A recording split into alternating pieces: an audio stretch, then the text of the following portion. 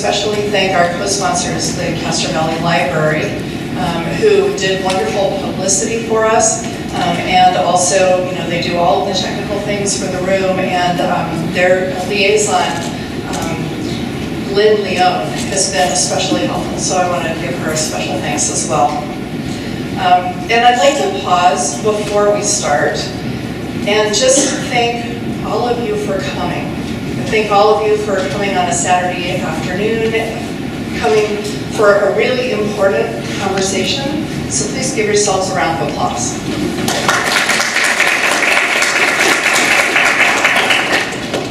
I'd also like to thank the program committee of the Eden Area Interfaith Council who thought this up, recruited all of the speakers, organized the snacks, did everything else, especially Penelope Hughes, who is the chair.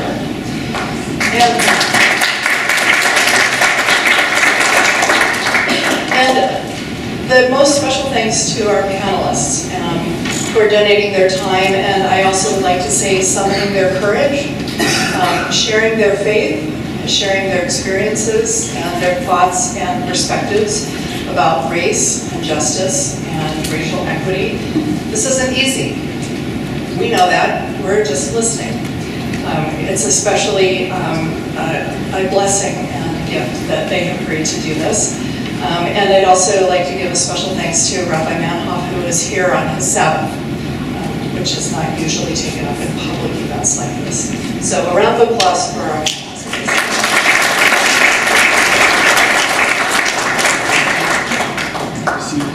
So you'll see from the handout about the panelists. They come from a variety of religious backgrounds. There are 6 religions represented in the Eden Area Interfaith Council.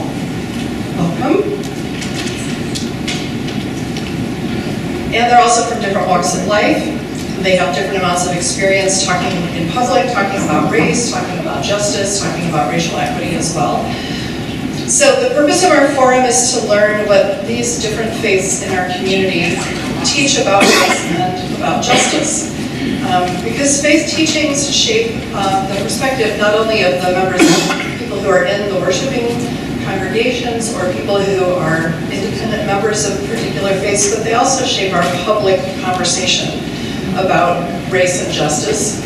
And many elected leaders' platforms are based on their own individual faiths, whether they explicitly think about it that way or express it that way as well. And the moral foundations of faiths in our society have become part of the fabric of American culture. And I think that as you listen to the panelists, you will hear these common American values expressed by each of the speakers. So our panel today reflects the faiths that have been part of the U.S. since its founding, which would include Judaism, Islam, and Christianity, and also faith communities who have been here for a century or more, Hindu, Sikh, and Unitarian Universalist. So it's important to know what each of these different faiths teach, because that knowledge broadens our thinking about justice and injustice, and it also deepens our understanding of our fellow citizens. It helps us to see commonalities, to feel empathy, to work together. So just one more note about today's presentations and discussion. This is a forum on racial justice. Race is a slippery term and also a really clear, powerful term. I'm a cultural anthropologist, and race is not a biological category. That doesn't mean that it isn't as powerful as though it were. So sometimes race is used interchangeably with nationality or ethnicity or religion, and I think that confuses the identities of the people that we're talking about. Physical characteristics don't cause behavior. So I think it's important to understand more about people's backgrounds and not to make assumptions, obviously, but I'll give one example of how race and religion are sometimes confused or used interchangeably. Muslims are sometimes referred to as the Muslim race. But I have to ask, what part of the world do the majority of Muslims live? Does anybody know? In Asia and that part of the world. Asia. So there are more Muslims in Indonesia, the country I've lived in, than in all of the Arab Middle Eastern countries put together. And there are a lot of Muslims in Africa as well. So Islam is not a race. However, of course, as we know, and we've never heard anybody, I don't think, at least I've never heard anybody refer to the Christian race. So anyway, racial categories are an idea in America that have shaped how groups of people have interacted with each other and have been the cause of injustice and inequity starting at the very beginning of our country with the taking of land from Native peoples and importing Africans to become slaves. And these legacies have not really been dealt with effectively. And so our gathering today is a very small step in that direction. So we hope that each of us will take the information that's presented and reflect on its meaning for ourselves and for our society. And we hope that our discussion will contribute to us moving forward together as a community. So we'll honor each person's experience and respect their perspectives, and we expect that everyone from the audience or this panelist will speak from their own understandings. And we're not going to tolerate anyone being demeaned in any way. Topics may come up that we want to talk about further, and we'll have a parking lot. We are hoping that this will be the first of many panels, many community discussions.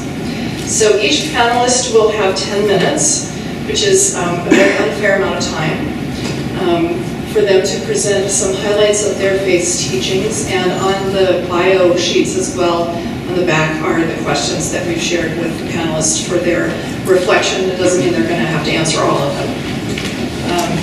After the panelists have spoken, we'll have time for questions, and there are index cards on your seats, so please write down your questions, we'll collect them. And if there are questions that are similar, I'll sort of summarize them just so that we can get as many questions in as possible. And then after that, we can see how the conversation is going. It may be fruitful to have a conversation as a whole group, or it might make more sense for us to break up and have a chance to engage with each of the panelists on our own while we're having cookies and whatever else is back there I didn't even see. So, again, thank everyone who brought their snacks, and also especially to the Sikh Gurdwara in Hayward, who has brought, if you smell something delicious, that's what it is. So thank you especially. Their hospitality always makes our events feel much more familiar and homey. So thank you all very much. I'll just introduce the panelists by name and the faith tradition that they represent, and then you can read more about them. So Samina Usman is a Muslim, and she works for the Council on American Islamic Relations. Rabbi Manhoff is with Temple Beth Shalom, which is a temple in San Leandro. María Cristina Vlassidis Burgoa is the relatively newly installed pastor at the Unitarian Universalist Church in Hayward. And Stephanie Bolden is an attorney who is also a vice president of NAACP, and she was raised a Christian. She represents the Protestant perspective.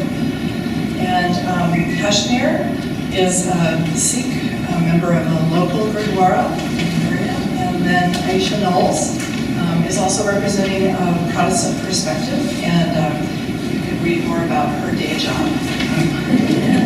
So thank you all very much. Please go ahead. I guess that's what I got for being a couple minutes late. So hello everybody, my name is Samina Usman. I'm the Government Relations Coordinator for the Council on American Islamic Relations. If you haven't heard of our organization, we provide free legal services to people facing Islamophobic discrimination, hate crimes, school bullying, FBI harassment. As you can imagine, we have been seeing a lot more cases that have been coming into our office than ever before. We've seen between 2014 and 2016 a 584% increase in hate crimes nationwide against Muslim Americans. And then in California, in our office, we've seen a number of cases come in as well. I mean, some of the more well-known cases have been right after the election, when a Muslim woman, she was choked with her own hijab at San Jose State. You had another woman who was pushed in front of an oncoming Muni train. You had one who was, a couple cases in UC Berkeley. A more recent case was in Alameda. There was some posters put up of a Muslim woman and a Nazi with the Nazi swastika. So, we're seeing, and these are the public cases. There's far more cases that are not so public. But we have been involved in various social justice elements that don't necessarily pertain just to the Muslim American community. We've been involved very much so in terms of the immigration reform, in terms of protecting our undocumented brothers and sisters, in terms of, most recently we had a great win last night. I don't know how many people know SB 54, the California Values Act. We were strongly pushing for that piece of legislation, which would make sure that the state resources and the local urban police would not be colluding with ICE in terms of targeting people. So, and then we also were able to pass the California Religious Freedom Act yesterday in the Assembly that would make sure that there's no involvement in a registering people based on their religion, based on their and some people say that won't happen. Of course it's not going to happen. Well, hello, it happened right after 9/11, and 13,000 people were deported for ridiculous reasons. 80-something thousand were put on this list from Muslim majority countries. And you already had Trump talking to one of his advisors about potentially putting together a registry of the sort. So that being said, about social justice in religion, I had a really difficult time coming together with my notes for this. One, because I'm only given 10 minutes, and give me my Lord help everybody. So that's one problem. The other problem is that, or a good problem to have, is that you have so many quotes and sayings and statements, both in the Quran and the statements of the Prophet about social justice, about equity, about diversity, about standing up for what is right. There's a quote in the Quran that says that the prophets and the books were sent down to establish justice on this earth. And one of the central elements of our faith is to establish justice. There's a saying that if you see something wrong, you're supposed to stop it with your hand. And if you can't do that, then you use your words. And if you can't do that, you feel it at least in your heart. And that is the weakest of faith. So establishing justice is a key component in our faith, standing up for those who are oppressed. There's a statement actually that in the Quran, there's a verse in the Quran that's actually put up on Harvard Law School. They have one of their quotes that's been posted up over there in the Quran. It says, "O ye who believe, stand out firmly for justice as witnesses to God, even against yourself, or against your parents, or your kin, or whether it be against the rich or the poor. For Allah, for God, can best protect both.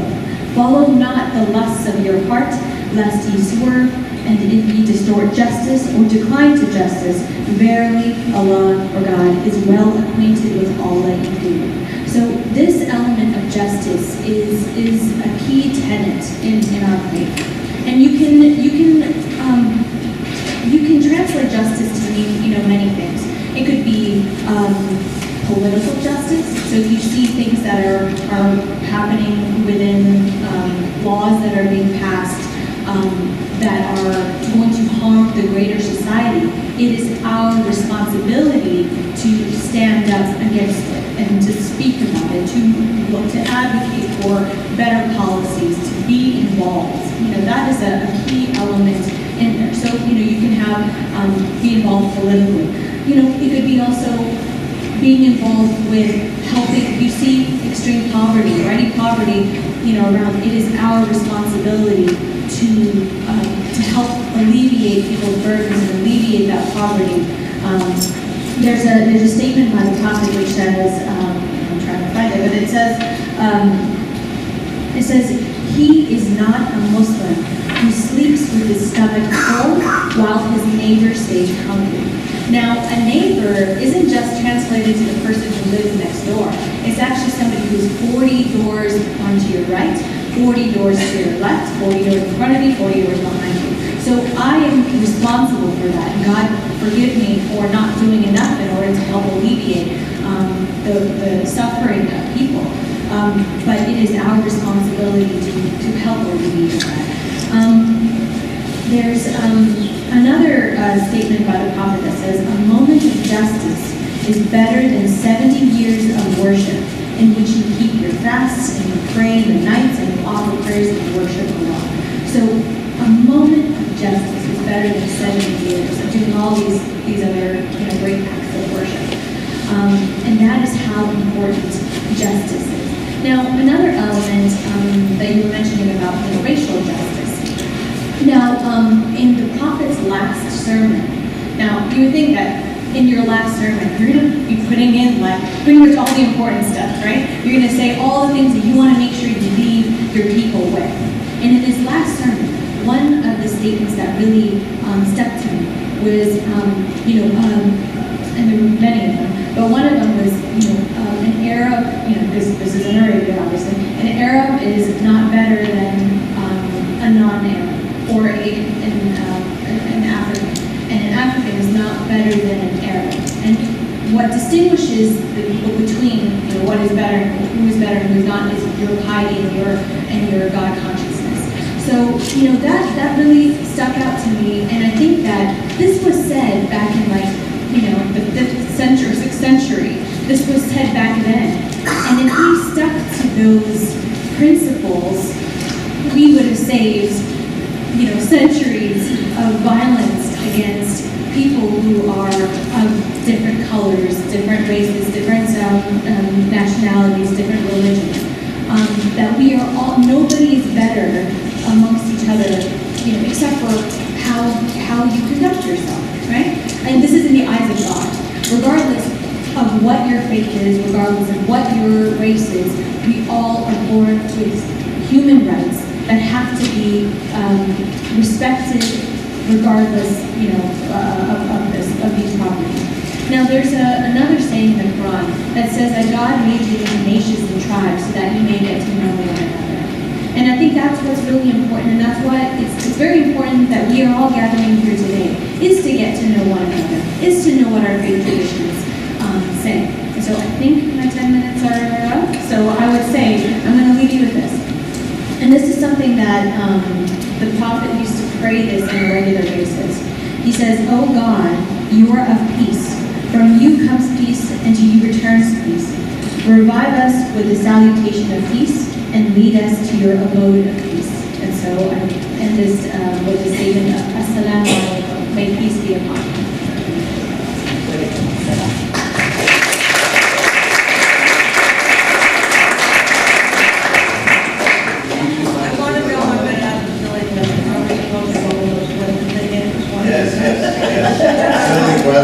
They're not silly. They're very excellent questions, Stephanie. You don't have to answer them all. Oh, I did. I wrote down everything. but anyway, then I'll start. But I will say, just want to say one thing. I just went to the racism is everywhere, and I found it really funny. Oh, can you hear me now? I have a lot of noise, I don't know. But see, I see racism all over the place, and I was just went to the Pleasanton fairground, that's why I was sort of late, and I went to that food express dog show. Well, I went to see the canine thing with the canine dogs because I like them a lot. And behind me was sitting a brown spot Dalmatian, which I used to have one in India. Well, I just was talking to them, and I said, well, I used to have one. He died around and all like that. And I said, well, Dalmatians probably originally came from India, and they may have gone with the gypsies into Europe. And well, now the people, they didn't say anything, but their reaction was so incredible, and I really saw it as racism. Because you see, first of all, I said Indian, and then I said gypsies. And then I thought, these people think that their Dalmatian is a brown spot white dog. So, I mean, it may not have been that, but somehow it struck me that way since I'm coming here. So I want to say namaste, shalom to everyone, hello, and what I'm going to say is that what is namaste? Namaste means, it can be simply translated as, I salute the God in you, or I bow down to the divine in you, the divine in me bows down to the divine in you. Now there are some people, including some Indians, who will say, well, this means I bow down, but actually, in Sanskrit, what it means is, the divine in me, or my Atman, bows down to the Atman in you. I bow down to the divine in you. So, when you do that, this is a common greeting among all Hindus. It doesn't matter where they come from, their caste, or their group, or anything. Originally, my teacher, Oakland, he told me to say namaste to everyone. Well, I took it literally, and I started saying namaste to everything. Animals, people, chairs, everything. But you see, what it did to me, okay, it made me see the interconnectedness with everything, and that the divine consciousness permeates everything. And that encouraged my inclination to treat everything with respect, and to see that even things that sometimes are painful, seem horrible, seem wrong, incoherent, and not understandable are part of the total creation, and there is a reason for us to try and understand this and develop our understanding of the nature of reality. Seeing this and truly understanding this leaves every road open for racial justice and equity and equality. In spite of the many discrepancies in behavior among Hindus, most Hindus will fundamentally agree with this statement. I think most Indians who grew up there, they would also agree with it. Although, as many cannot practice it, of course, it's very hard to practice that. Attachments to our family, our group, and everything, they often get in the way of really seeing the equality and the oneness of everyone. All the teachings of Hinduism, the writings which are considered revealed, stress the oneness of creation, and that all are capable, regardless of their race or group or gender. Even before Mahatma Gandhi came onto the world stage, it means that all are able to realize our oneness and our relations to each other. So that's what I have to say to the first part of the question. Like what you said is very beautiful, because in Hinduism it's really the same, that all of our teachings, but the problem is in practice, it's the practice part. This is our idealism, isn't it? Our idealism, our words of idealism. But what I saw since I lived in India, I've been in the Indian community for so long, well, I also see all the time racism and all kinds of things. So I think all of us see in each of our books the same thing. But the ideals are what we have to work for, and I think that's the most important thing. So thank you.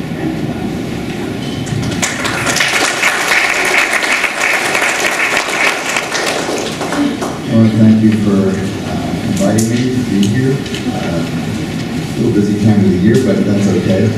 I forgot to mention, Stephanie, that I'm the chief rabbi of Eden, of the Eden Council. I got all the rabbis together and I elected myself chief rabbi. That's why I'm here, because there's no other rabbis to sit here. To be more serious, when I was growing up in suburban New Jersey, Jews were not white. The town that I grew up in had Christians, Catholics, and Jews. And Catholics on the border of being white, and Jews were a different race. They had not learned from Adolf Hitler that was what the harm that could do. And I lived my whole life with that, with swastika painted on my garage door because I won a scholarship. Threatening phone calls that we had to have our phone unlisted just because we were Jewish. And so I understood that to be a part of who I was. And then sometime in the 70s, probably as a result of Levittown, Long Island, Jews became white. Not all Jews are Caucasian, there are Jews from every corner of the world, and there are Jews from every skin tone in the world, but all Jews are white, at least in this country, meaning that we've been blessed with white privilege. And this has been a very difficult thing for me personally to deal with, because I remember growing up not that way. And my daughter, she grew up in San Luis Obispo, very similar situation to mine, and went to teach in the Multicultural Alliance because the two African-American teachers who interviewed her understood that being Jewish in San Luis Obispo was a minority experience, like other minority experiences. And so she taught in the Multicultural Alliance. So I bring that up because she's the one who teaches me about white privilege. She's very conscious of it. She deals with it with her students all the time. And it's something that I'm, as I say, trying to deal with. When I was growing up, I say that my rabbis very rarely mentioned God, because it was assumed that if we did justice, if we pursued justice, we were in partnership with God. And so my rabbis would quote the prophets all the time. My rabbis would quote the book of Deuteronomy, Tzedek, tzedek, tirdov, justice, justice shall you pursue. And this was one of the main teachings of the synagogue that I grew up in. And so nobody had to say to me that when you go out there, you're doing God's work. It was just part of who I was. So when I was a teenager, my senior year in high school, I decided I'd rather set up a program in this inner city than go to class. So I took 3 days a week from class and went to New Brunswick, New Jersey. And we set up a program for 20 volunteers, Jewish teenagers from all over the country, who went into the central city, meeting people who were different than us. Inner city residents, and I'm proud to say, perhaps by mistake, the police. We work with the police as well, to get to know them as well. And I learned a lot. In the Torah, the rabbis teach that there are 613 commandments. 365 thou shalt nots. That is, thou shalt not murder, anything that begins with thou shalt not, corresponding to the days of the year. And 248 thou shalts, corresponding to the bones in the body. Now, doctors and lawyers, please don't tell me that it's not 248 bones. There's not 365 days in the Jewish calendar either. I mean, we use a lunar calendar, it's 354 days. So, and the truth is, it's not 613, but what is true is every day we should avoid doing what God doesn't want us to do, and we use every bone in our body to do what God wants us to do. But when we're counted, the mitzvah, the commandment that God most demands of us in the Torah, 26 times, more than any other commandment, is do not oppress the poor, the widow, or the stranger. Love your neighbor as yourself. There were two great rabbis, Rabbi Akiva and one of his disciples, Ben Azai, were arguing what's the most important verse in the Torah. And Rabbi Akiva said, love your neighbor as yourself. And Ben Azai said, these are the generations of Adam. These are the generations of Adam. And the rabbis agreed with Ben Azai. It's easy to spread out the definition of who your neighbor is.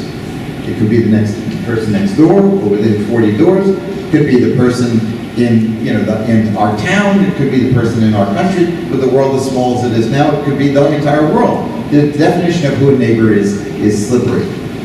But who is a descendant of Adam is very clear. It's all of us.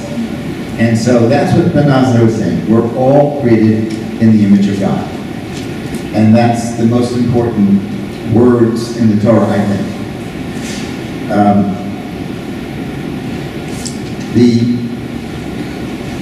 What we share a tradition with the Quran that has to do with this too, and that is that anyone who kills any individual, it's as if they killed Adam.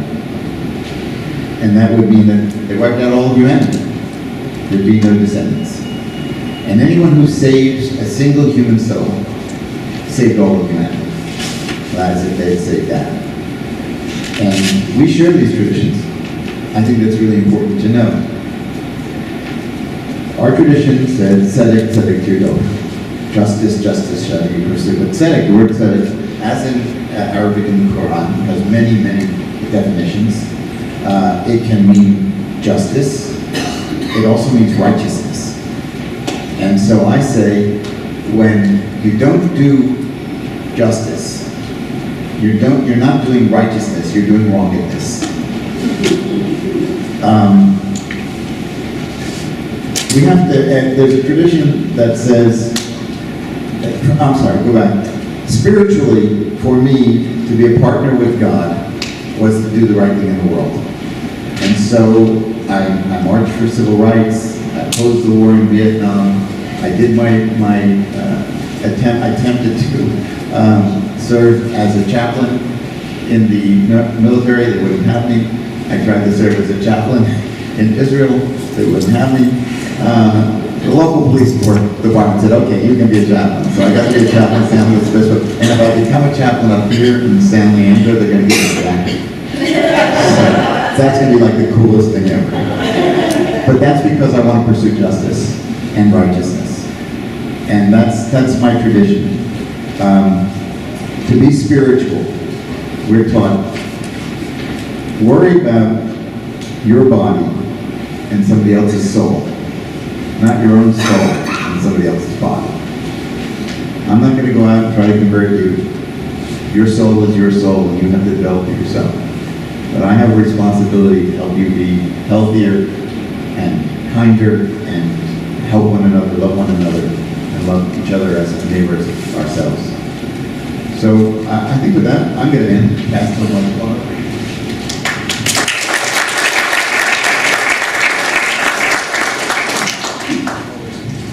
I am the great-granddaughter of Dominga, the granddaughter of Rosario. I am the daughter of Lily, the mother of Eric, and I introduce myself in this way.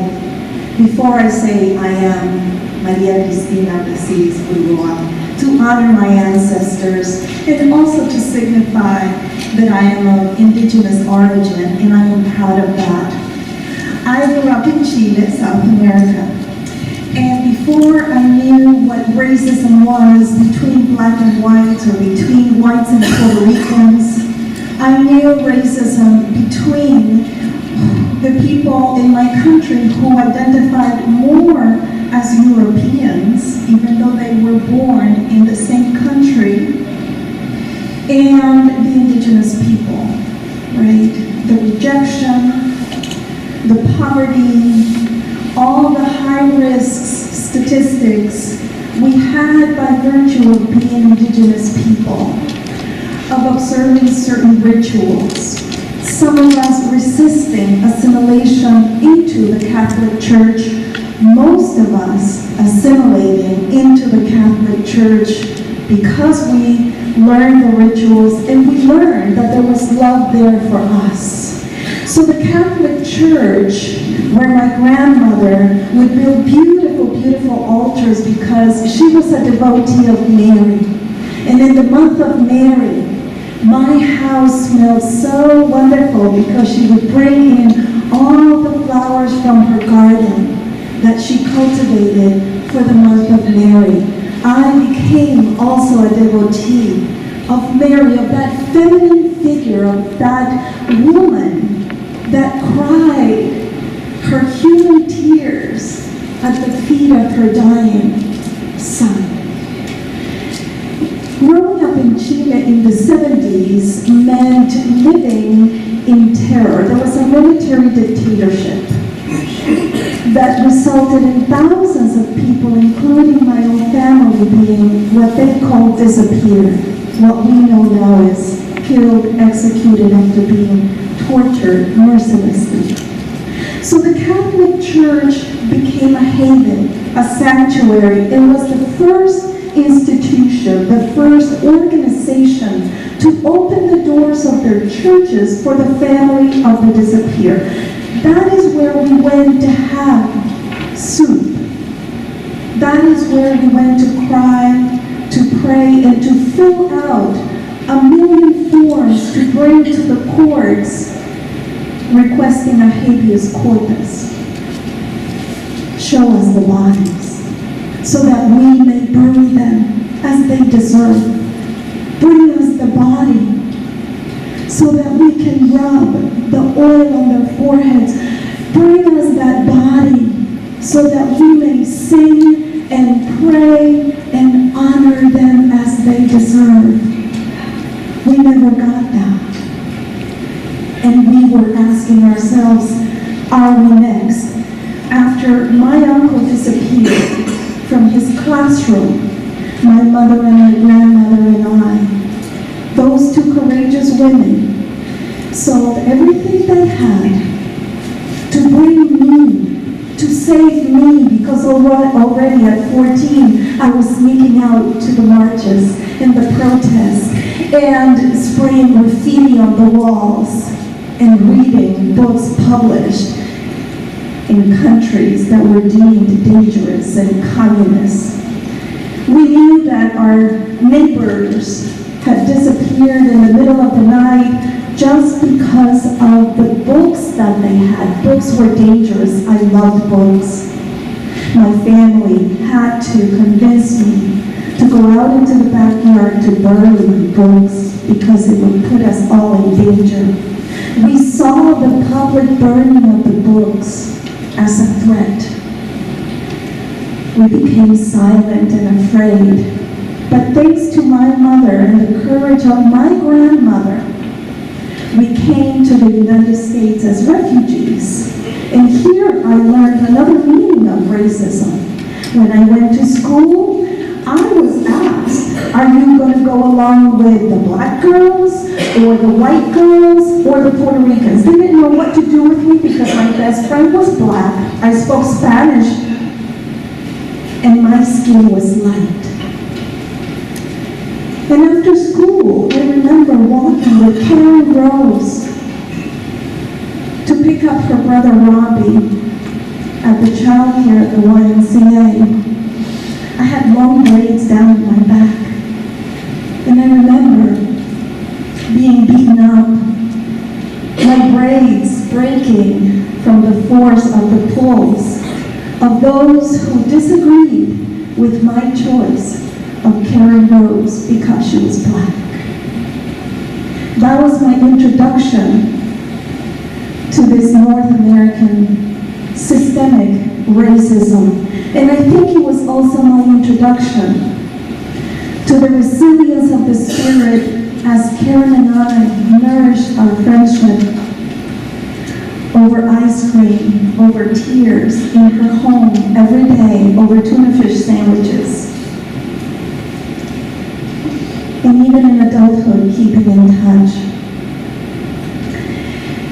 So, I was unchurched for many years. My church was the streets, the marches, politics, solidarity forever, the labor movement, and anything that had to do with feminism, right? And smashing the patriarchy.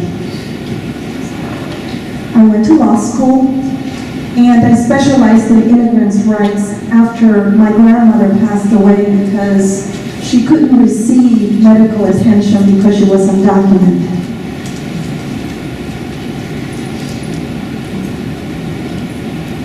After law school, I was assigned to an AIDS hospice in Boston, Massachusetts. I was there to help people with their guardianship papers.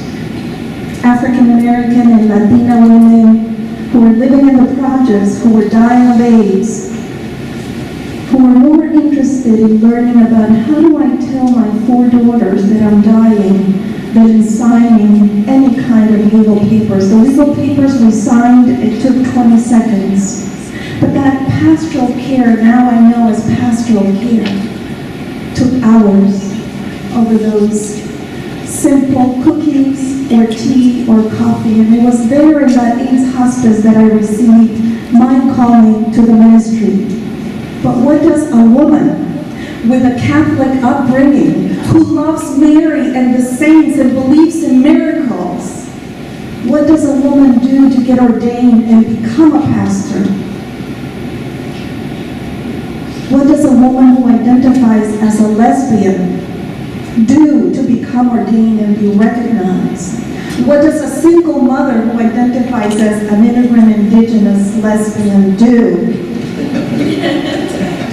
It was a lot to ask for any church. And I was fortunate enough to walk into a Unitarian Universalist church when I needed the most support, when my family turned their backs on me for being authentically who I was and for wanting to raise my son authentically as someone who is proud of herself. I walked into that Unitarian Universalist church looking actually for a Sunday program for my son who was being harassed at school, who was feeling the weight of not just the homophobia, but the intersectional hatreds of being the son of an immigrant, of an indigenous woman, of someone who was thought to be not right, not worthy to be in the church that saw her grow up and gave her the beautiful spirit that I have. Without a church, without a family, Unitarian Universalism in that moment became my sanctuary. It wasn't perfect. It still isn't perfect. But what I saw there was a commitment to social justice, and I could connect with that. I saw that there were sanctuary churches. I could connect with that. I saw that they were for lesbian and gay and transgender rights. I could understand that and get behind that. But I also saw a deep commitment to diversity. I saw no dogma. There wasn't one scripture. There wasn't one book. I was told as a chaplain, as a UU aspirant to the ministry, that I had to bring a hymnal, a Bible in Spanish and in English, and the New York Times. And a book of poetry by Mary Cristina, and I still do every time I preach. I bring all of those, and I bring the Quran, and I bring Buddhist writings, and I bring all of me, but also all of what I've learned about the world, and any tradition that speaks of peace, of oneness, of wholeness, of justice, not just for some, but for all. On any given Sunday, you walk into a Unitarian Universalist church and you might hear a song by Rumi. Come, come, whoever you are, wanderer, worshiper, lover of living, life is no caravan of despair. Come, yet again, come. And you might hear, not a credo, but an inspiration, a covenant that we choose.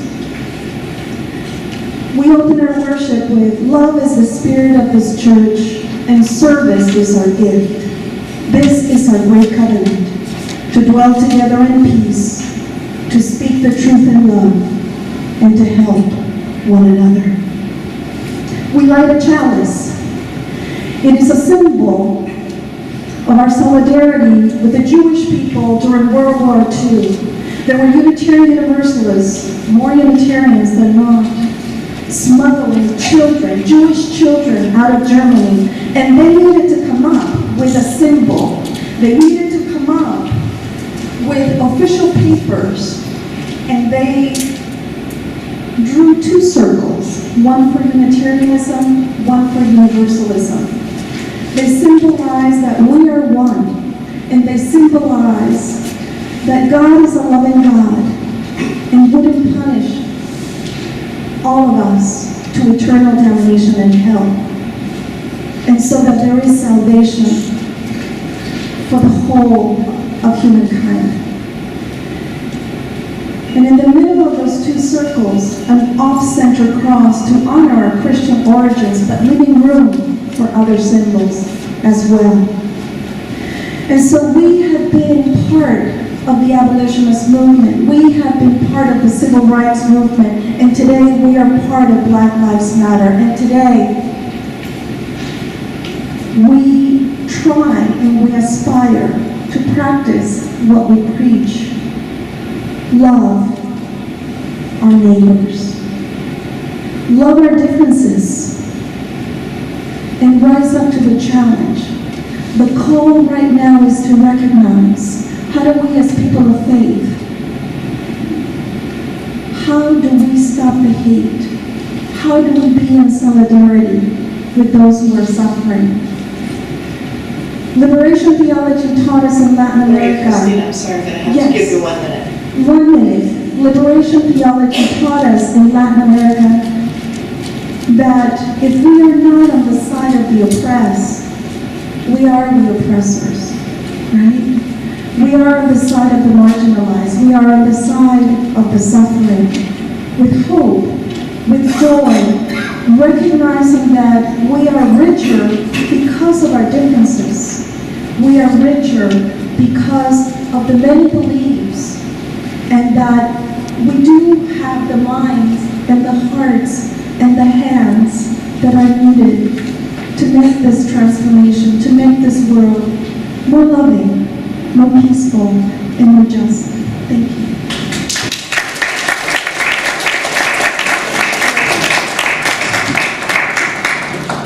Yeah, so it'd be really fun to follow after all these people, since I do not run a religious organization at all. I am here representing the NAACP, which I'm sure all of you know what that is and who it is. And as you're aware, we are a long-term civil rights movement. We've been a movement for a long time. What you may not know is we've been in existence since 1908, and we came into existence on a horrible, horrible event. There was a race riot in Springfield, Illinois, and that's how we came into existence. We got our prominence in the 1960s with Salem and all those events, which all of you are aware of. You've seen all the movies, you've seen all the hype. You know where we come from, you know why we're there. What you may not know is we were always multiracial and multi-denominational. This crew that's here at the podium, and all the people in here, you guys represent the NAACP in every possible way. We are you. Now our goals are, we're an organization that really believes in civil rights, and we represent everyone. I'm a vice president at the NAACP in Hayward, and we've had people coming in as late as, let's say we had a meeting Tuesday, and the gentleman came in, we needed some help. And I'm a lawyer also, so of course they make you do multi-duties whenever you're in any organization. You join it, you find you get a lot of hats, because there's only about 10 people that work out of 50. So we all know that. Any kind of organization, religious, social, it doesn't matter. So I'm one of those ones that get multi-hats. And he came in to need a lot of help. And I don't want to talk about the help he needed, but I felt badly for him, because he had actually been represented by an attorney in court for this particular issue.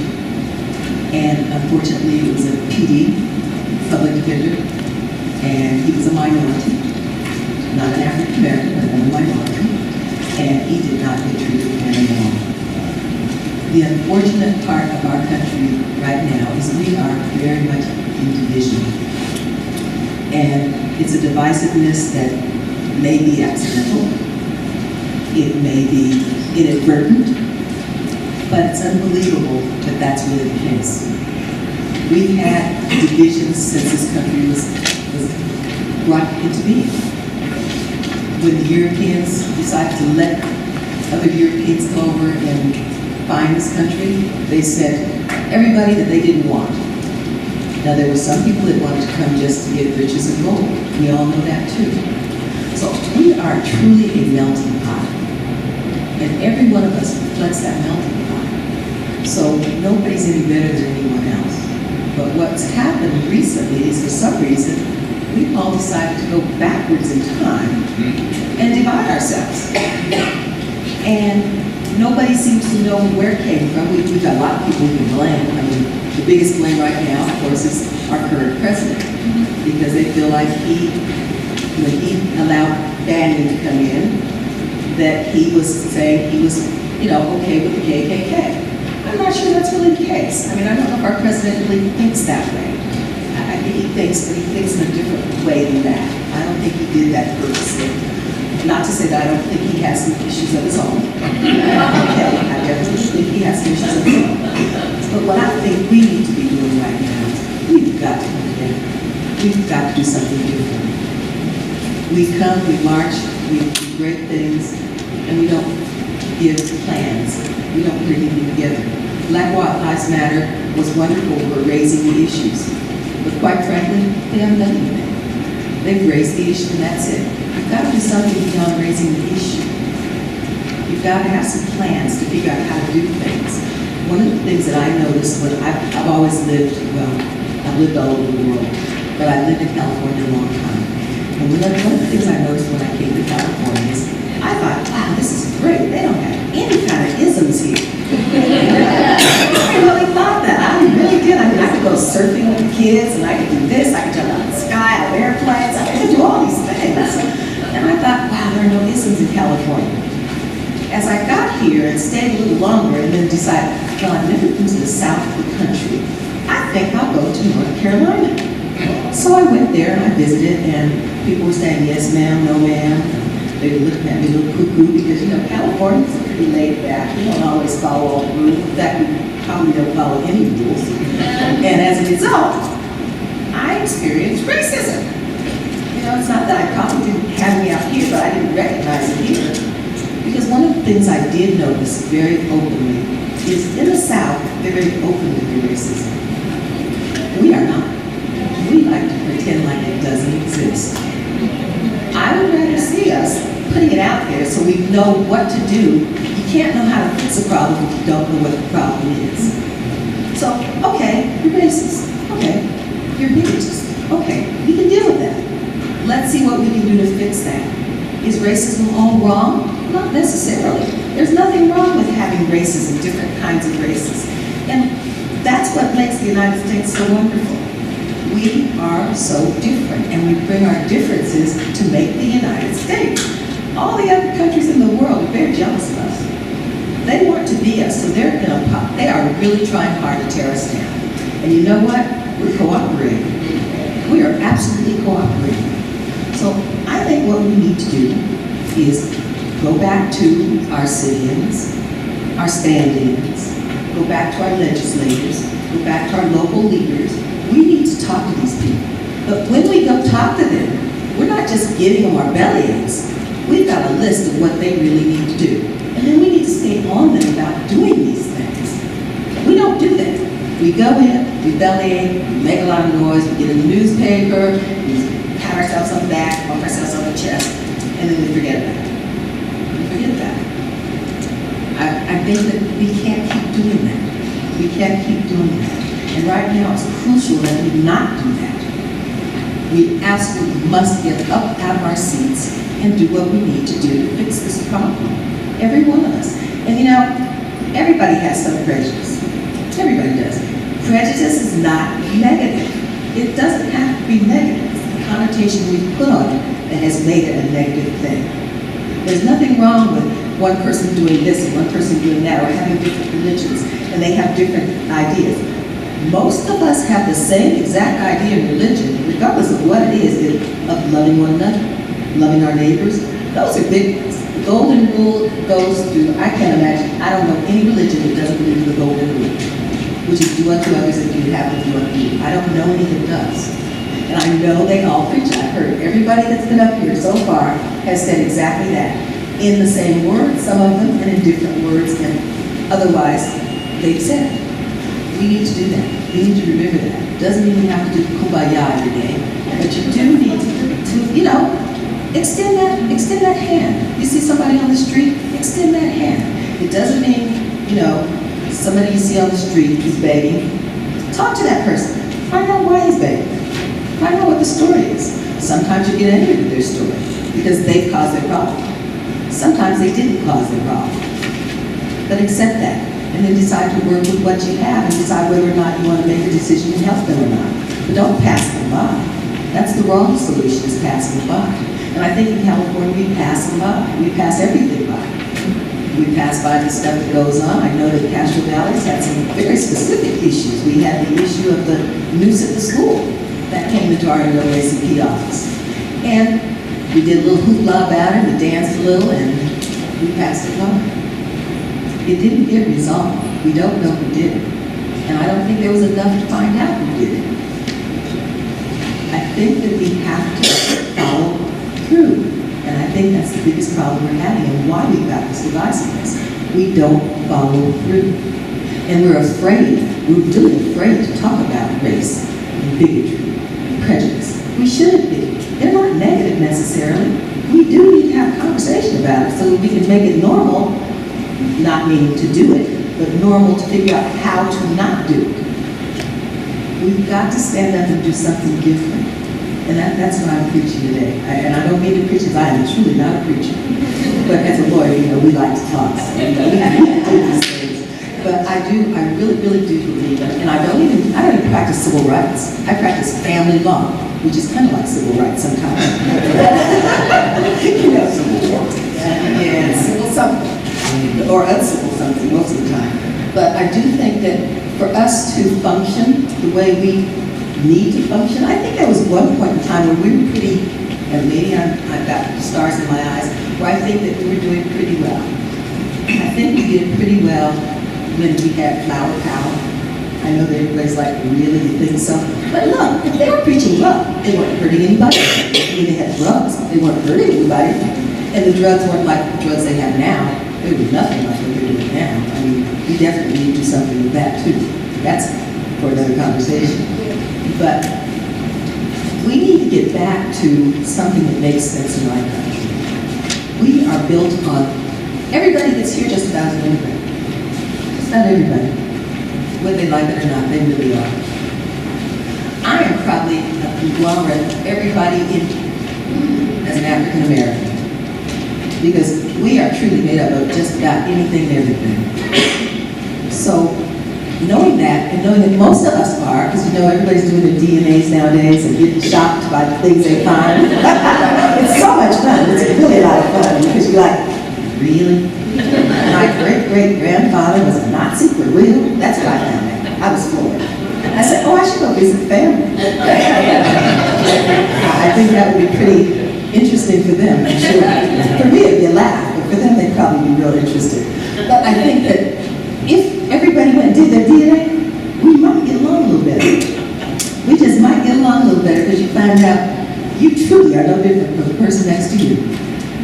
Your skin's different, your hair's different, your body's different, you smell different. But other than that, you're not different. We are all the same. And as a result, we need to be treating each other like that. And I know I'm beating you over the head, but let's start doing something. Let's put something together. Talking is great. I love when we talk. I'd rather see us sit down and start writing things and say, okay, who's going to go talk to this person about this? When are we going to go talk to this person about that? How do we get there to talk to them? I belong to an organization, another organization, that's very much a social organization. It's Delta Sigma Theta, it's a sorority, but it's not like the typical sororities. We go on after college, that's when we do our best work. And we go to DC every year, and we talk to our senators, we talk to our representatives, and we jump up and down, and we go, I follow up on my stuff. Swallow on those. I talk to them, I say, hey, I don't like this, I like that, what can I do to help? Wazinski, I know who he is too. I'm surprised he's not here. He doesn't come to a lot of stuff. He comes. If you invite him, he comes. But we have got to get on a one-on-one basis. I had a friend, an ex-boyfriend's father, and he used to write his legislators once a week. If we did that, although they prefer emails, because they can track those better, but if you did that, we'd get something done. Because a lot of times they bargain away what we ask them to do. We get them, we put them in the office based on things they say. They get in there, they agree with what we're saying. So our reason for being there was legitimate. But what happens is they get there and they play politics. Well, we'll trade this away, that. We don't want that. We need them to not trade away the rights that we put them in there for. And that's what we have to do. We've got to make them accountable. We always feel like, we're probably not the people who, I'm sure I'm preaching to the choir on this one, but the people that don't vote, the people who think that the vote doesn't count, everything counts. Everything counts. We need to do a big voter registration coming up for the midterm elections. I don't care who you vote for, but you need to vote. And that's really, really important. Am I done? Almost done? One more minute? Okay. Well, I don't really have any more to say. I'm going to beat you over the head and say, we got to do something. It's time to get up, get out of your seats, do something. Even if you just write a letter to your mayor. Say, look, mayor, this is what I need you. Mayors go to D.C. Send a message with the mayor. Send a whole bunch of letters with the mayor. We'll get something done if we do something, but we have to do something.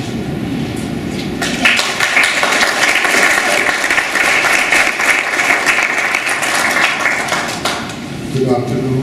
Thank you very much for the opportunity. I'm actually feeling very protected here sitting among civil rights advocacy and groups.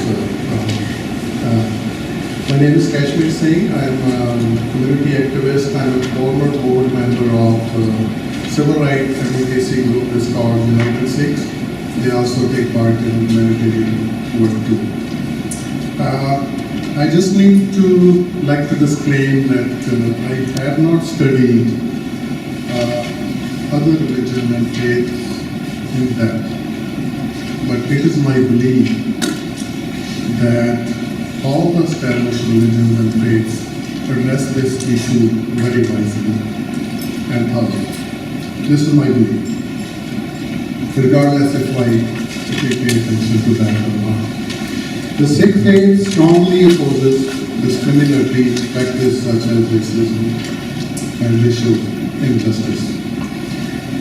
Founded in 1469 by the first master, his name was Guru Nanak Dev Ji.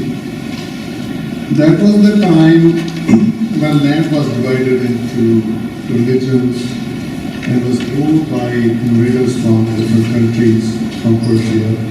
The riches were exploiting the poor, women had no role that time. There were a lot of you can picture sitting in America, what kind of situation is now. There are so many classes, the poor people can't even sit with the person who's rich. They can't even look into each other's eyes. Nobody can wear turban, only the certain designated people.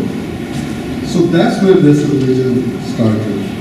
I'm sorry it's not bragging, but since the question was posed according to your faith, how you're motivated, that's why I have to share this information. So the founding principle of that time was, it says in the script, Ek noor te sab jag upajya kaun pale kaun bande, means from one light the entire world is dwelled up. So who's right and who's wrong? This was my guiding principle, this line, that the source is one. She pointed it very rightfully, that the source is one. He could be eating different than me, he could be dressed up different than me, we have different choices, we have to speak different language. So what? Why would it bother me, if somebody is practicing different? It should not.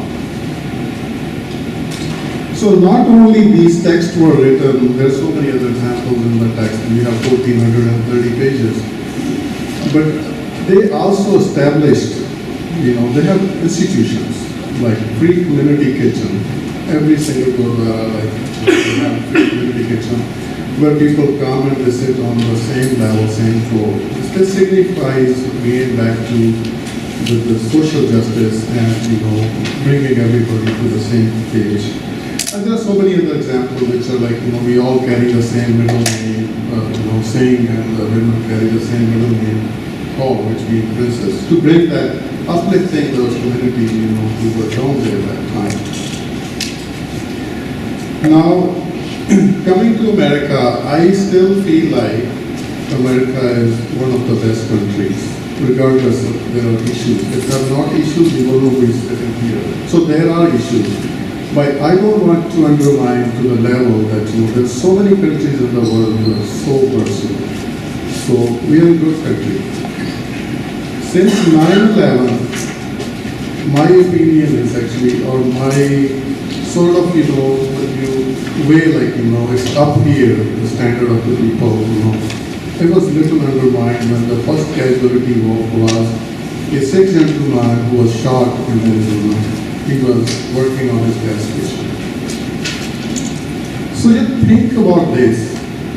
When we read the religious scripture, none of them says that we should do that. We should provoke or we should, get involved into these kind of activity. None of them preach it. I don't know any scripture, regardless. I see very similarity, listening to all of them for people. None of the schools in America teaches that. I don't think the parents even tell their kids to, you should love this kind of, hatred towards other races or other immigrants or the people who look differently. Then where is this coming from? That's the biggest question to all of us, to me. That where is this thought coming? Where somebody will go to the level and kill someone? Not even passing a remark, that's okay. Somebody called me, hey, what's on your hand? I don't mind that, that's okay. We are all human beings. But going to the point when you hate somebody without any involvement, just looking at a person, his color, his appearance, or whatever the difference is, and you kill someone, that's the question we all need to ask ourselves. And maybe we will find the answer. I couldn't find a complete answer, but I have a feeling, like she said, most of us talk. Most of us read our scripture, read the books, and just to gain the knowledge. And the knowledge is nothing until you put it into practice. That's what my belief is, right? All the political people, they always, when they talk on the TV, they're going to say all the nice things you want to hear, right? But behind the scene is their political agenda. It serves their purpose to play that card time to time. I'm not saying they're all bad. I also ran for the city council, so I'm a good person. Not all political people are bad. So, I prepared a speech, but I'm rather going into a talk thinking, back to the same question, what is missing? The missing part is, I think some of the speakers also point out too, is rather than talk, we need to act. We need to actually absorb that thought which actually is in the books, is in the religious teaching. The thought we hear from churches, gurdwaras, mandir, masjid, mosque. When they say we need to love each other, that doesn't mean we need to love each other who looks like us, who talks like us. But that thought somehow is there superficially. We need to admit that. Once that thought is going to go away, that loving all means loving all, the things will be much better. Every day in the Sikh prayer, we say, Nam Pranam Chardi Kala Tere Phane Subhata Phal. What that means is actually, we are asking every day the prosperity and harmony for all, the well-wishing for all. But being a Sikh, this is also one of the fundamental teaching in us that we are pretty good at raising voice against injustice. That injustice doesn't have to happen to me, to my community or my faith. That injustice is injustice. Injustice itself doesn't have a race. It is injustice. And if we all admit, if we all pledge that we're going to show our support, we're going to show our solidarity whenever and wherever injustice happens, I believe the results will be far better. Far better. I think if people are discriminating, it is a moral issue. The overall system is lacking awareness. It is their right to be who they are, and I believe it's our right to be who we are. So, I'm going to leave it with this note, that rather than talk, rather than just simply reading, rather than just simply organizing, something which looks like very fancy, please don't take it personally. This is great. It's a start. Yeah. I believe we need to sink in, we need to absorb that thought that this is a serious issue and we need to eliminate this, and we owe this to our next generation so everybody has a space, everybody can flourish towards the growth and prosperity of America. Thank you.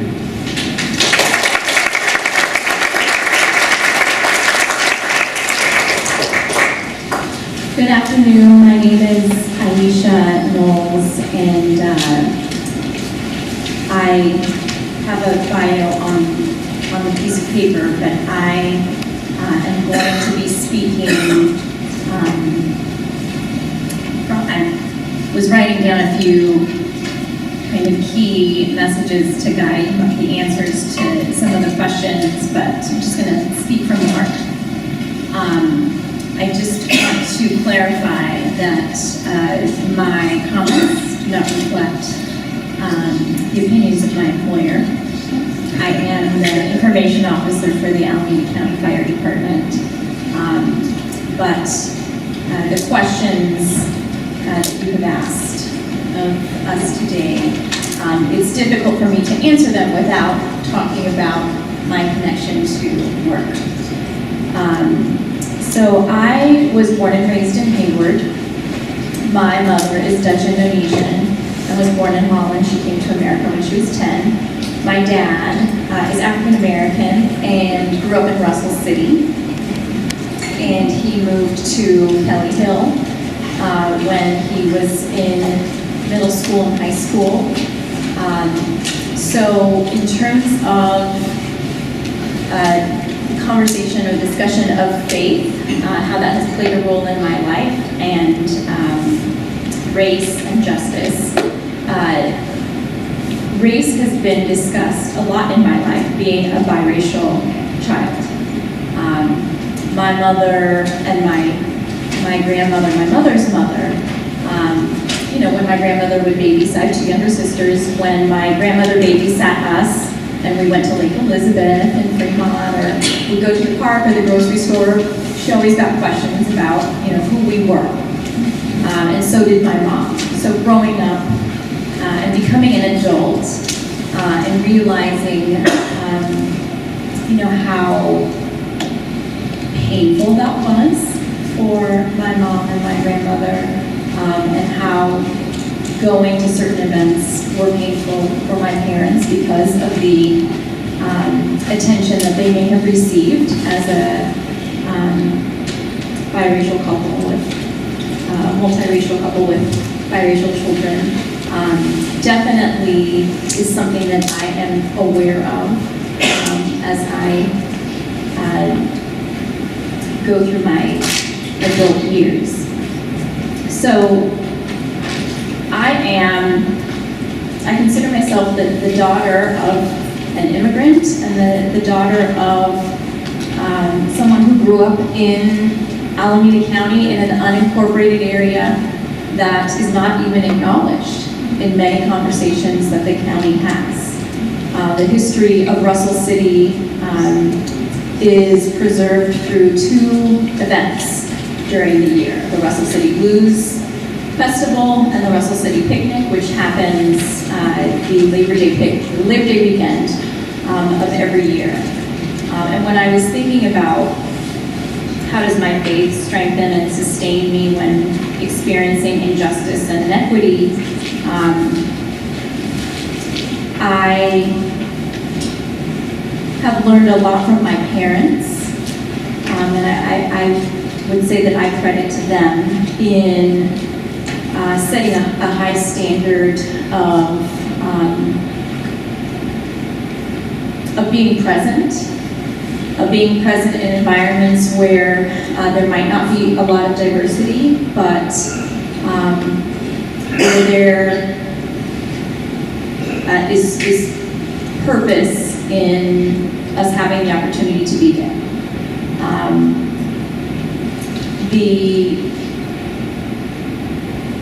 And I didn't always understand that, but I just went to the Russell City Picnic a couple of weekends ago. And maybe to answer this question, I could explain, or I can give you some context. So I went to the Russell City picnic. I've grown up going to that picnic at Kennedy Park. I always go there. There's thousands of pictures that they have on cardboard, on huge pieces of cardboard. I always look for the pictures, and every year that I go, I look for pictures of my family members because I have aunts, uncles, cousins who lived in Russell City. I never really understood much about Russell City. As I have gotten older, I started to look at the pictures a little bit closer.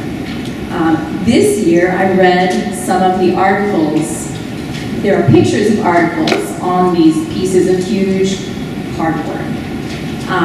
And in one of the articles, it referred to Russell City as the shame of Alameda County. Now, being raised by a father who spent his childhood in a community that was identified as the shame of Alameda County, and a mother who came to America, did not speak English, and I live in Ashland, living in a different unincorporated community and growing up in Hayward, is very the depth of meaning for me in what I carry to each environment, whether I'm responding as the information officer, and having to gather pieces of information about something that is, maybe very bad or very good that has happened. It motivates me, centers me, is always at the forefront of my mind when I am reviewing information, talking to people, because my dad didn't know he was growing up in a community that was considered to be the shame of the county. And my mother, when she came to America, was not aware that people believed that if she married a black man, that was the worst thing that she could do in her life. So my thoughts are all over the place because race and justice, although it's not identified as race and justice, has been a reoccurring conversation in my life ever since I was little. And so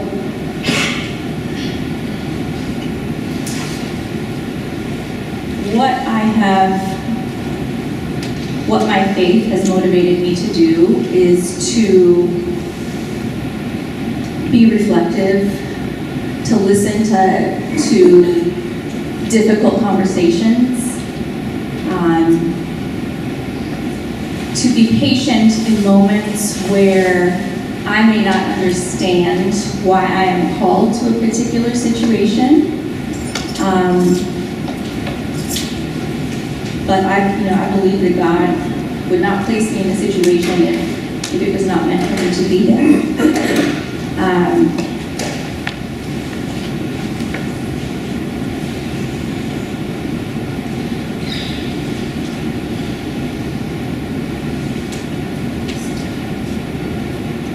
When I first, when Stephanie invited me to be a part of this panel, I said yes, but then I honestly wanted to say I changed my mind. Because this is the first time that I have ever talked about race and kind of the intersection of race, justice, and equality in my life.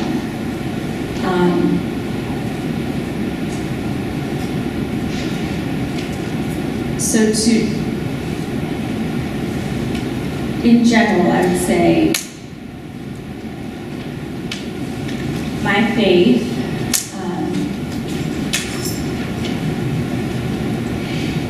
shows up in ways that I don't always articulate. There are days when, so I'll give you an example from this week. I can start the morning at 4:30 on 580, gathering information from a fatal vehicle accident that involves 2 big rigs. I can be on the freeway for a couple of hours.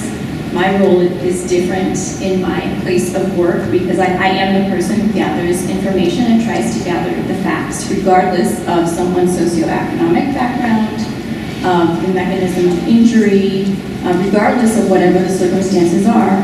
I'm there to try to piece the story together. Faith is what gives me strength in dark moments, where there is no light, where I may be meeting someone in the worst moment of their life. And faith is what provides me guidance to act, to be silent, to hear, to breathe.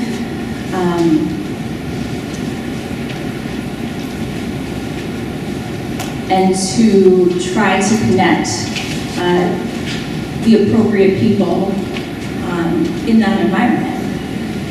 We have rules to follow, and there are a lot of policies, and I kind of try to work to connect all of those together.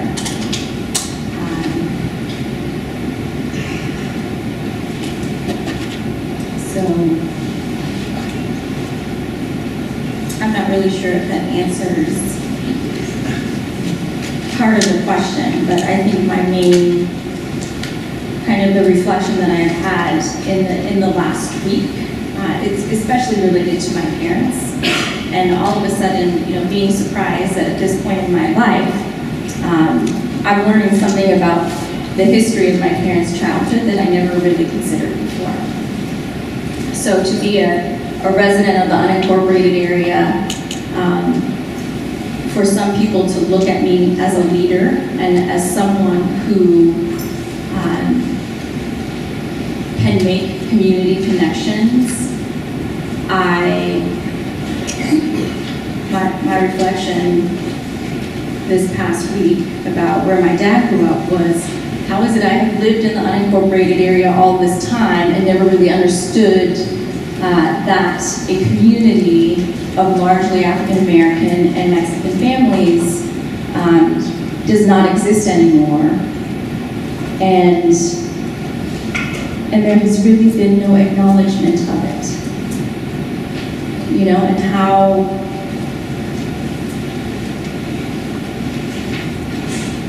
can I continue to have hope and believe and move forward and represent the history of people who deserve to be remembered, who are still living,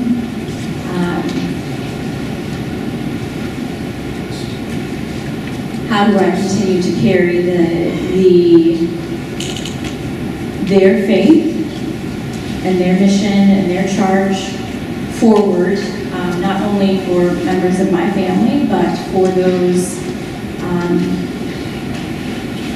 who didn't have voice in the hundreds of parcels being bought by the county. So I don't want to put a damper at the end of this session, but for me, growing up in Hayward and living in the Eden area currently,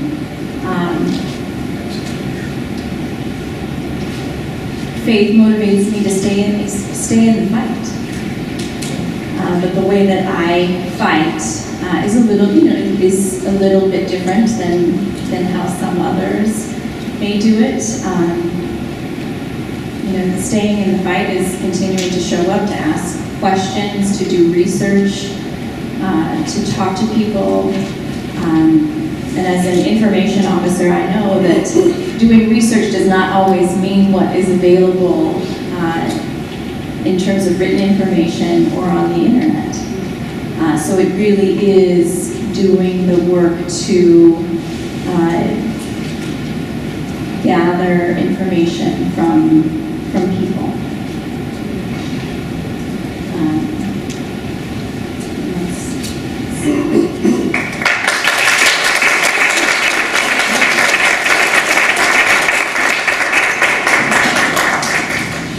I want to thank everyone. I think we all need to take a deep breath and thank everyone for their thoughtfulness. I think we've seen that faith values show up in every facet of life. And I think that really we've all received a call to action. So if you have questions, please pass them over, and we can, for a particular panel member, here, can somebody hold those up? No, okay. I'll pick them up first, I'll take a quick look.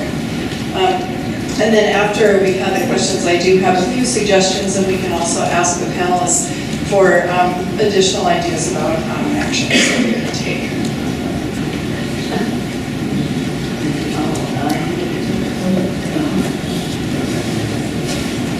Say all the answers. Yeah. No, you all have all the answers.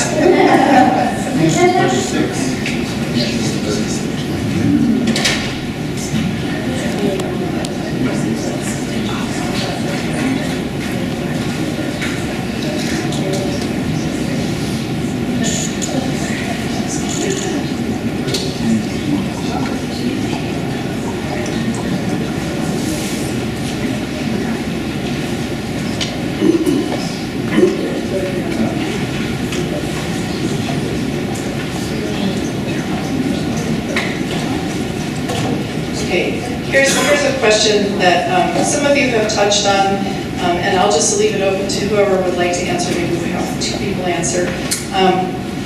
So a lot of people have talked about, the need to do social justice work. So what are some of your perspectives on specific actions that can be taken to create a system where there is not structural injustice? Yeah. So start again. I can answer.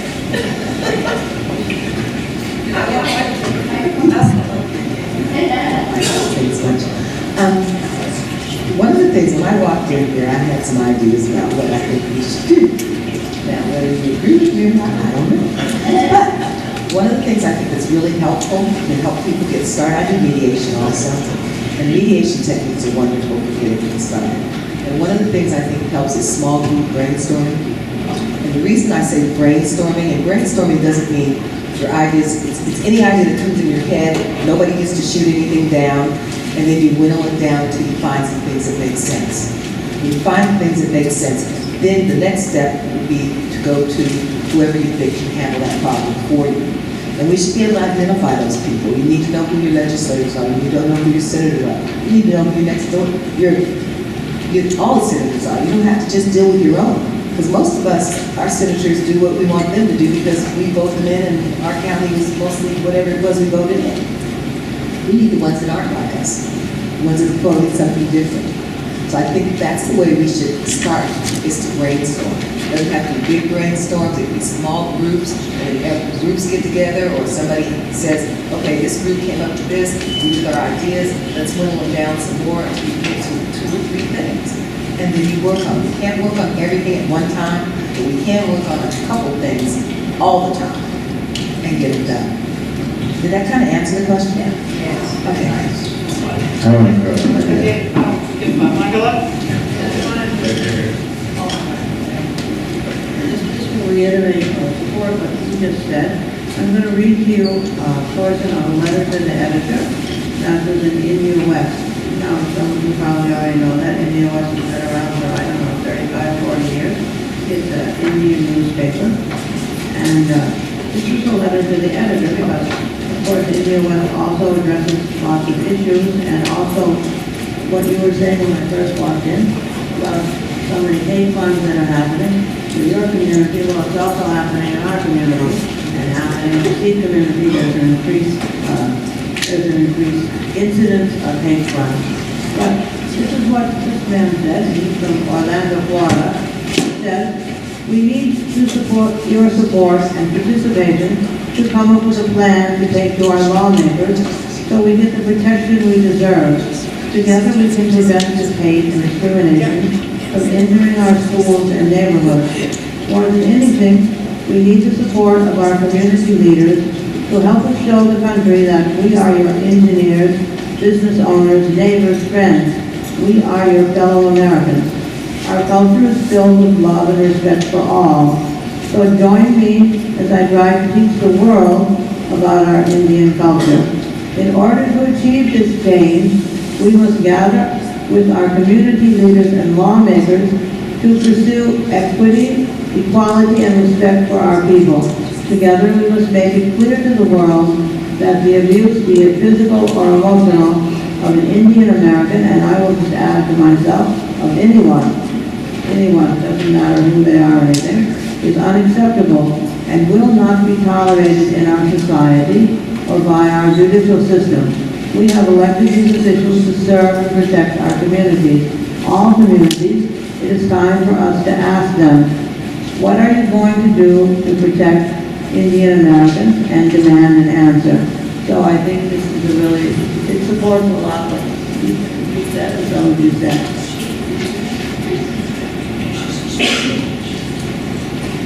Number one, answer, vote. Okay? Everybody vote and bring 3 people to the polls. Okay? That's simple. And can be done. Number 2, we have to work on the education system. We have to get our teachers paid what they're worth. I don't think we can ever do that. Because but we need to get great teachers into the classrooms, especially in those classrooms that need the teachers the most.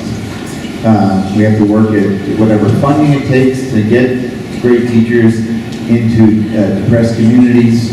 And then what we have to do is we have to get the children together and let them, and listen to them.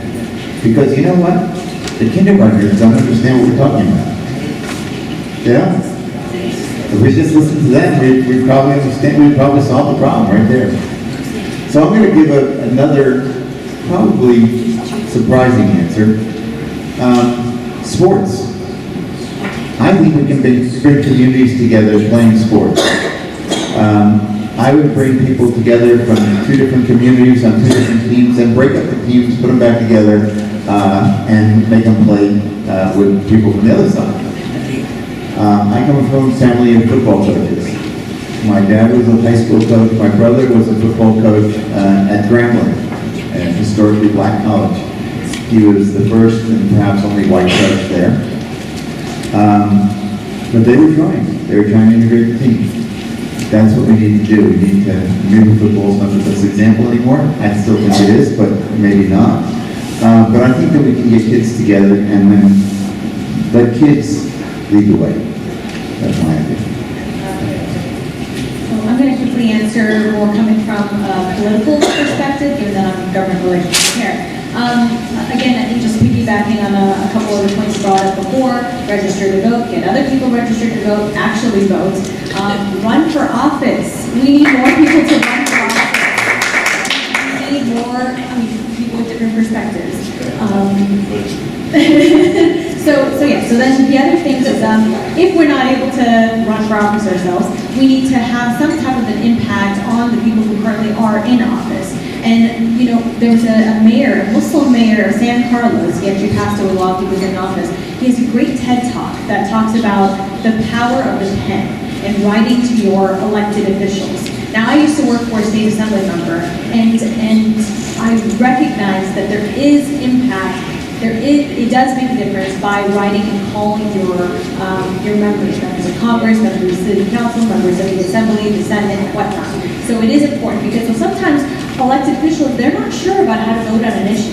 And then they'll actually ask their staffers, how many letters did we get on this? How many letters did we get on the other side? So, that sometimes they'll come up with their decision based on that. So definitely do that. And then there is definitely power to showing up with your bodies in protest or in sit-ins or in rallies, because there is definitely power in numbers. I'll give you an example. There was a bill, 8953, that had to do with racial, for police officers dealing with basically trying to track what type of incidences of racial profiling, I think that's the word, profiling, racial profiling with police officers. Now, the governor said that it would take a miracle for me to sign this piece of legislation. There was so much pressure from the police, from the sheriff's associations on getting me to not sign this. There were different community efforts through PACT, through PICO, through CARE, other organizations that joined together in Sacramento and protested outside of his office and did vigils, overnight vigils. And a miracle happened. He signed that piece of legislation into law. And so we're facing that today. Now, with, as I said in the beginning of my talk, SB 54, the California Values Act, there is significant pressure from the Sheriff's Association and a number of other organizations. They do not want the governor to sign this piece of legislation. So I urge you, please, write a letter to the governor saying, we want SB 54 to pass. We want SB 31 to pass. There's been pressure on you would think to have a legislation to prevent a registry, a Muslim registry, or whatever registry, are you kidding me? You would think that should be easy, but apparently there's a lot of political pressure against that as well.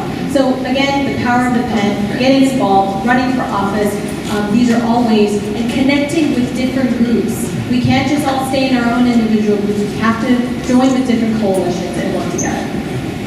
So, I am wildly paraphrasing the questions that have come up here, but I just want to put two things for the panelists to think about, and then I think we'll take a break and everybody can talk to each other individually. One is, they're related. One is what do you do when religion is no problem? When the teachings of religion are interpreted in a way that it becomes divisive. And a related question is how to reach out to people who are not already as aware perhaps of the problems as some of the people in this room, or who are not as committed to finding the solutions. How do you reach out to them? How do you have those conversations?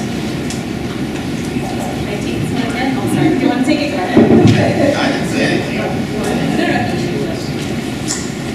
So I'm thinking about sanctuary, and I'm thinking about the difference between passing a law and changing hearts.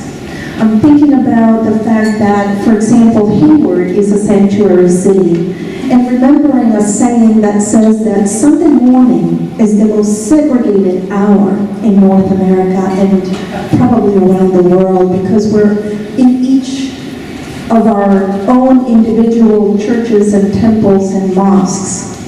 One of the greatest gifts that my congregation has received from the Sikh community is the opportunity to not just learn about their religion and practices, but being hosted by them and learning and sitting there and imbibing the music and the poetry and the significance of all their religious symbols and bringing that back to my own congregation and then hosting them under our own roof to talk about not just the differences theologically or the religion, but what we have in common. And we brought a film that was done by Valerie Gore, a colleague of mine, about the aftermath of 9/11 and how this effort to pit Muslims against Sikhs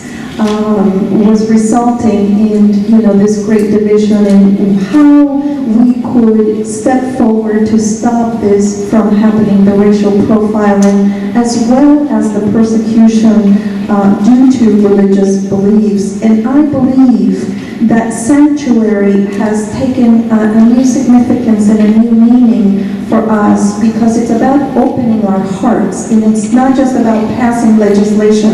Remember, many people can't run for office and can't vote. They're not yet citizens. I've only been a citizen for a year and 1 month. But I know that sanctuary can also mean opening our hearts and the doors of our churches, of our temples and our mosques to people who are being threatened with deportation and with persecution.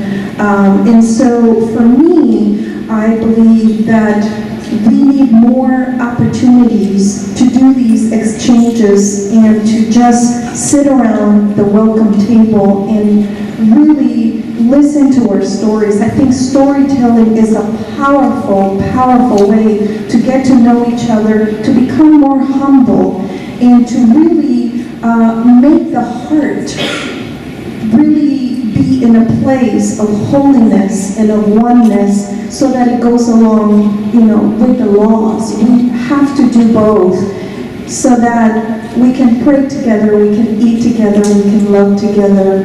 I think opening the doors of our hearts as well as our churches is one step towards more understanding. Let me just say very quickly, and I'll let others answer. The Eden Area Interfaith Council has asked all of our member religious organizations, worshiping congregations, to choose a date when they will be especially welcoming of visitors. And there's a calendar on our website that lists the date and the place that the different congregations have decided to especially welcome visitors, perhaps have a chance afterwards to talk, especially so that we can get to know each other and learn about how we worship and sit around and talk about things afterwards. So please go to the Eden Interfaith website. It's Eden Area Interfaith Council, but the website is Eden Interfaith. And there's a calendar there, and the dates that are on there, you just show up. Pick a friend. People will be waiting for you. We'll be watching for people that don't normally come. And so you won't stand out as much as you might feel you would. Okay. Last week, a young man became a bar mitzvah in our synagogue, and his aunt was a self-identified Jesus freak. That's what she said. She was the Jesus freak. And I said, well, I was told that you want to ask me questions. So she asked me a question, and I came down and I said to her, I think that religion comes down to being a stained glass window. All religions are on this side of the window, and the light is the same on the other side. It's white light, it comes through the stained glass. And blue glass is not better than red glass, it's not better than green glass or white glass. And she looked at me and she said, that makes sense. And she accepted that. I realized in my life that I have a lot of learning to do about the people that I disagree with. The people that aren't in this room right now.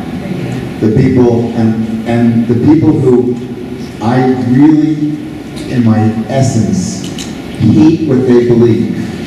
I want to know why they believe it, and maybe I won't hate it. Maybe I'll understand a little bit better.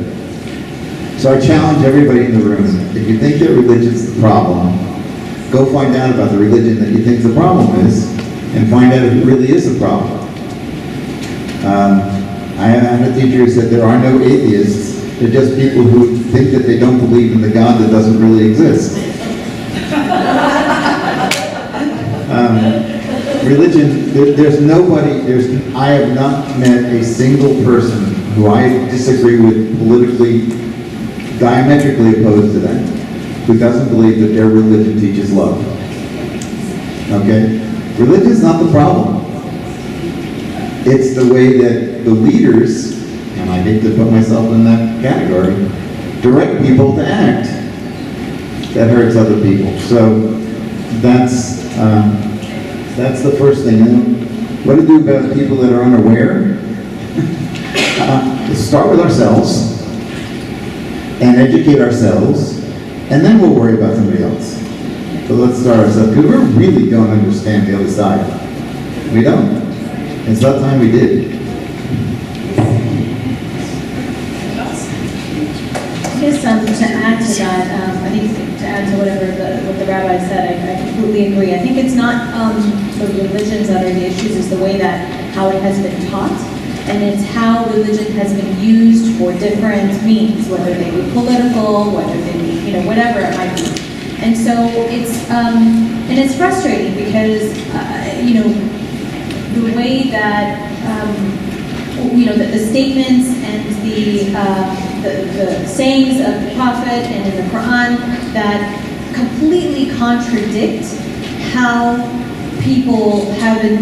violent people have interpreted my faith. It is so incredibly frustrating, especially when you have people like ISIS, or you have people who are radicalized, and they're saying these horrendous things. It's like, honey, have you read the Quran? Like, have you read what the Prophet said that's completely contradicting what you are spouting right now, and the type of actions that you are taking, and the fact that I have to worry about walking down the street with my children because people might think that I believe in the same garbage that they are because I'm wearing this scarf.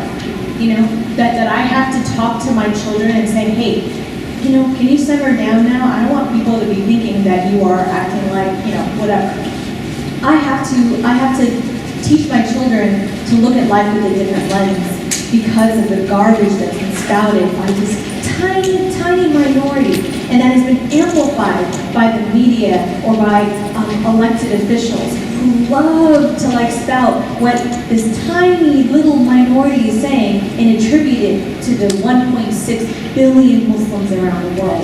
Yet they don't amplify the voices of 70,000 imams who have spoken against ISIS, who have signed a document about that, or the other thousands of imams and tens of thousands of people who have stood out and spoken out against these horrible, horrific things. There was a rally of over 30,000 Muslims in Britain speaking out against ISIS. You had millions of people gathering in Iraq speaking out against ISIS. But yeah, you don't hear that in the media. So it's frustrating, about that. But I think the key thing, again, is education. Is education for, the Muslim community to be able to have that information that, hey, look at what all these statements are saying in the Quran that contradict all this garbage that's been spouted. Or for just everyone else to be able to learn about what each other's faith traditions actually say.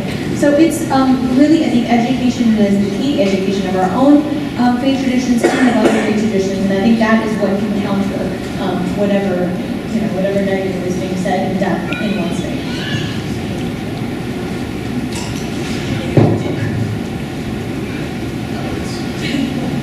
Okay, just a couple of very quick community service announcements, essentially, about possible next steps. So Castro Valley, as I believe it was you, Stephanie, mentioned, there was an incident, and there have been more than one incident at schools in Castro Valley and San Ramon and Danville, I believe, and several other places of real racial hatred.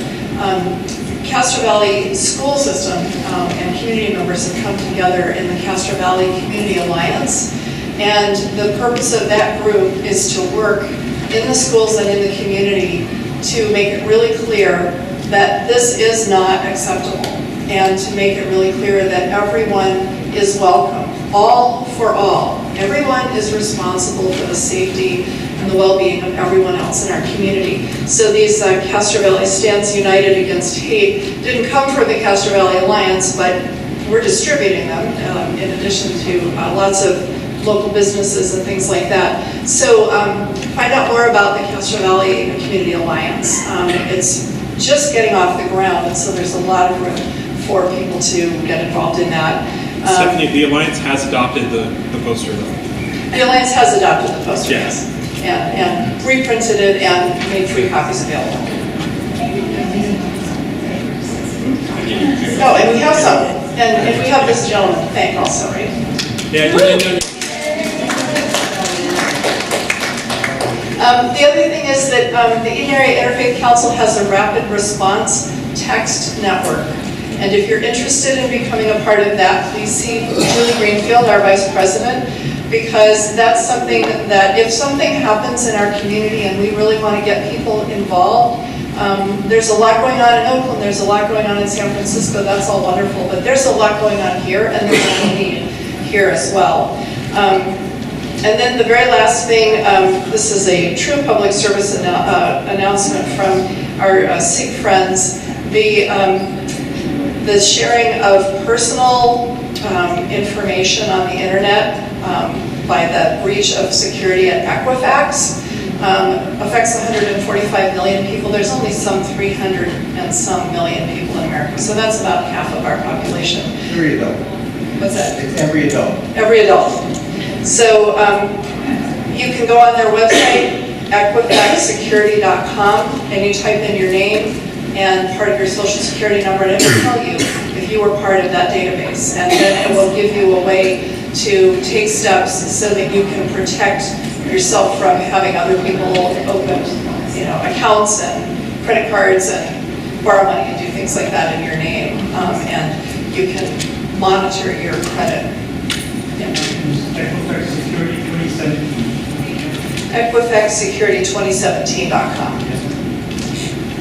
So please help yourself to wonderful snacks, and thank you so much to our very brave and very eloquent panel.